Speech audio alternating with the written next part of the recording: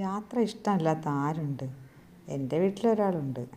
ഇഷ്ടമില്ലാഞ്ഞിട്ടല്ല, യാത്രയുടെ കാര്യം പറയുമ്പോൾ തന്നെ പഞ്ചഭാവി 5 പൈസയില്ലെന്ന് പറയും. ഇങ്ങനെ ഒരാളുടെ നിങ്ങളുടെ വീട്ടിലുണ്ടോ? ഇന്ന് ആരാണെന്ന് കമൻറ്റ് ചെയ്യണേ.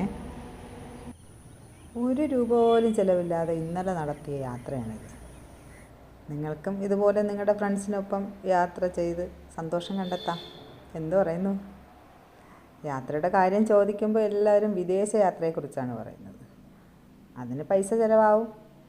യാത്ര വലുതായാലും ചെറുതായാലും അത് തരുന്ന സന്തോഷം, അത് മറ്റൊന്നിൽ നിന്നും നമുക്ക് കിട്ടില്ല. അപ്പോൾ ഇതുപോലെ 1 രൂപ പോലും ചിലവില്ലാതെ നിങ്ങൾ ഫ്രണ്ട്സിനൊപ്പം യാത്ര ചെയ്ത് നോക്കൂ. എന്ത് രസമായിരിക്കും.